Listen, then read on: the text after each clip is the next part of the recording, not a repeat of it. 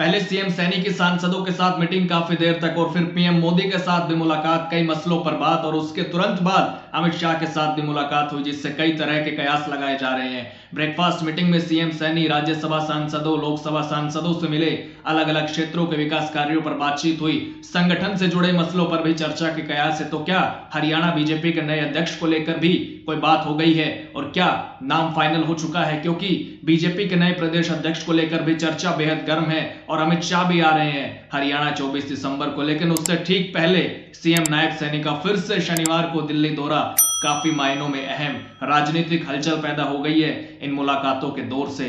तो क्या बीजेपी के संगठन में कुछ बड़ा बदलाव होने वाला है? क्या जल्द ही नया प्रदेश अध्यक्ष बीजेपी को मिलने वाला है? दोस्तों नमस्कार, मैं आपका यार जतिन पत्रकार। हरियाणा में बीजेपी के नए प्रदेश अध्यक्ष को लेकर चर्चा तेज हो गई है, हलचल तेज हो गई है, क्योंकि नायब सैनी फिर से शनिवार को दिल्ली पहुंचे। सीएम के बढ़ते दिल्ली दौरे से काफी संकेत मिल रहे हैं। हरियाणा से लेकर दिल्ली तक नेताओं में इस बात की चर्चा हो रही है कि कमान किसको मिलने वाली है प्रदेश में, पार्टी की किसकी किस्मत खुलने वाली है। और इसलिए भी चर्चा तेज है क्योंकि नायब सैनी फिर से शनिवार को दिल्ली पहुंचे। अमित शाह भी आ रहे हैं हरियाणा और कयास लगाए जा रहे हैं कि सीएम का दिल्ली दौरा काफी मायनों में अहम रहा। यह सिर्फ औपचारिक मुलाकातों तक सीमित नहीं रहा, इसके राजनीतिक मायने भी निकाले जा रहे हैं, क्योंकि सीएम सैनी ने पीएम मोदी से भी हाल ही में मुलाकात की थी और फिर केंद्रीय गृह मंत्री अमित शाह से भी।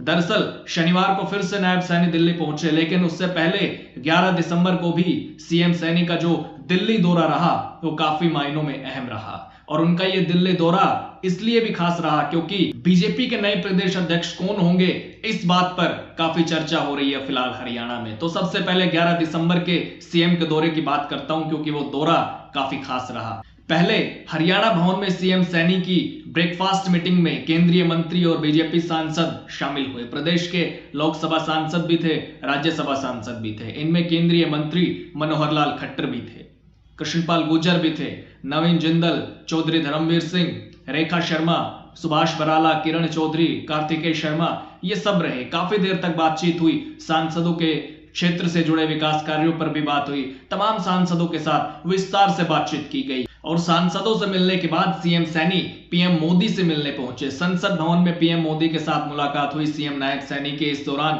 केंद्रीय योजनाओं के बारे में जानकारी दी उन्होंने पीएम मोदी को। साथ ही सांसदों और केंद्रीय मंत्रियों के साथ हुई मीटिंग का फीडबैक भी प्रधानमंत्री के साथ साझा किया। पीएम से मुलाकात के बाद सीएम नायब सैनी ने बताया कि हाल ही में 2 बड़े कार्यक्रम हुए थे हरियाणा में।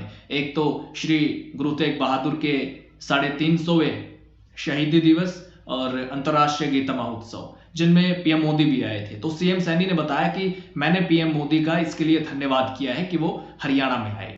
उन्होंने आगे ये भी बताया कि केंद्रीय गृह मंत्री अमित शाह 24 दिसंबर को हरियाणा में आएंगे, जहां वो पुलिस विभाग से जुड़े कार्यक्रम में शिरकत करेंगे। इतना ही नहीं, उन्होंने एसआईआर को लेकर विपक्ष पर भी हमला बोला और कहा कि विपक्ष के पास मुद्दा नहीं है। उन्होंने कहा कि संसद में केंद्रीय गृह मंत्री अमित शाह ने जन्म से लेकर अब तक कांग्रेस के क्या क्या क्रियाकलाप रहे हैं वो सब बताए। कांग्रेस ने संविधान की धज्जियां उड़ाई, विपक्ष के पास कहने के लिए कुछ भी नहीं है। कांग्रेस की योजनाओं में भ्रष्टाचार होता था, जनता और देश का सुधार पीएम मोदी ने किया है। तो पीएम से मिलने के बाद सीएम सैनी ने केंद्रीय गृह मंत्री अमित शाह से भी मुलाकात की और अमित शाह 24 दिसंबर को हरियाणा भी आएंगे, जिसकी जानकारी खुद सीएम नायब सैनी ने दी। तो अमित शाह के हरियाणा दौरे से पहले सीएम सैनी फिर से दिल्ली पहुंच गए शनिवार रात को। तो सीएम का दिल्ली दौरा काफी महत्वपूर्ण माना जा रहा है। पीएम मोदी और अमित शाह से उनकी बैक टू बैक मुलाकातों को लेकर राजनीतिक गलियारों में चर्चा काफी तेज है। इसी कड़ी में उन्होंने हरियाणा के सभी बीजेपी सांसदों के साथ बैठक भी की, जिसे आगामी समय की रणनीतिक तैयारी के रूप में देखा जा रहा है। पीएम मोदी से मुलाकात और इसके तुरंत बाद केंद्रीय गृह मंत्री अमित शाह से चर्चा, इन दोनों बैठकों से पॉलिटिकल सुगबुगाहट बढ़ गई है और काफी समय से चर्चा भी यह है कि हरियाणा में बीजेपी अपना प्रदेश अध्यक्ष बदल सकती है, यानी कि नया प्रदेश अध्यक्ष बनाया जा सकता है। और 24 दिसंबर को अमित शाह के दौरे को राजनीतिक मायनों में भी देखा जा रहा है। तो क्या कुछ बड़ा बदलाव होने वाला है अब? और अगर कोई बदलाव होता है तो क्या निकट भविष्य में ही कोई फैसला होने वाला है? और प्रदेश अध्यक्ष बदले जाने की चर्चा इसलिए भी क्योंकि काफी लंबे समय से इसके कयास लगाए जा रहे हैं। हालांकि ये भी कहा जाता रहा है कि बीजेपी के राष्ट्रीय अध्यक्ष के ऐलान के बाद हरियाणा बीजेपी के नए प्रदेश अध्यक्ष का ऐलान संभव है। लेकिन अब चर्चा फिलहाल ये हो रही है कि 3 से 4 दिन में हरियाणा बीजेपी को नया प्रदेश अध्यक्ष मिल सकता है। लेकिन सवाल ये भी है कि नए पार्टी प्रधान कौन होंगे।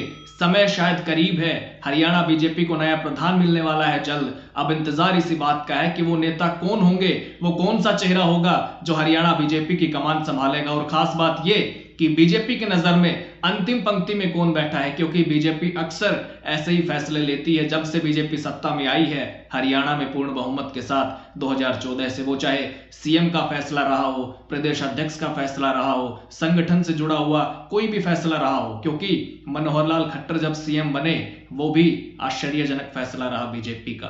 किसी को अनुमान भी नहीं था कि मनोहर लाल खट्टर सीएम होंगे हरियाणा के, क्योंकि रेस में कई और नाम भी थे। रामविलास शर्मा का भी नाम था उस समय सीएम की रेस में, चर्चा में रामविलास शर्मा का नाम था। उसके बाद बीजेपी प्रदेश अध्यक्ष के रूप में सुभाष बराला को पार्टी की कमान मिली, फिर अचानक से ओपी धनखड़ को प्रदेश अध्यक्ष बना दिया गया। 2020 में उनको कमान सौंप दी गई पार्टी की। बाद में उनकी जगह नायब सैनी ने ली, और नायब सैनी को खुद भी नहीं पता था कि उनके हिस्से में सीएम की कुर्सी आने वाली है, वो भी इतने जल्द। और 2024 में नायब सैनी सीएम भी बन गए, तो फिर बड़ोली को कमान दी गई पार्टी की। लेकिन अब कई दिनों से चर्चा है कि मोहन लाल बड़ोली की जगह कौन लेगा। बीजेपी की नजर किस नेता पर है, किस नेता में पार्टी को वो विश्वास नजर आता है जो बीजेपी को आगे बढ़ा सके, क्योंकि अक्सर जो नाम चर्चा में रहते हैं बीजेपी उनको कमान नहीं सौंपती है। लेकिन इस बार एससी चेहरे को पार्टी कमान सौंप सकती है, क्योंकि कांग्रेस ने एससी फेस को इस बार प्रदेश अध्यक्ष नहीं बनाया, जबकि कांग्रेस लंबे समय से एससी नेता को ही कमान सौंपती रही थी। हालांकि इस बार ओबीसी नेता को पार्टी का प्रधान कांग्रेस ने बनाया है, तो बीजेपी एससी चेहरे की तरफ रुख कर सकती है। और यह भी हो सकता है कि किसी महिला नेता को भी कमान सौंपी जा सकती है। खैर, आपको क्या लगता है? आप अपनी राय जरूर दीजिएगा। कमेंट बॉक्स के दरवाजे हमेशा की तरह आज भी आपके लिए खुले हुए हैं। बताइएगा आपके मुताबिक बीजेपी किसको पार्टी की कमान सौंप सकती है। नमस्कार।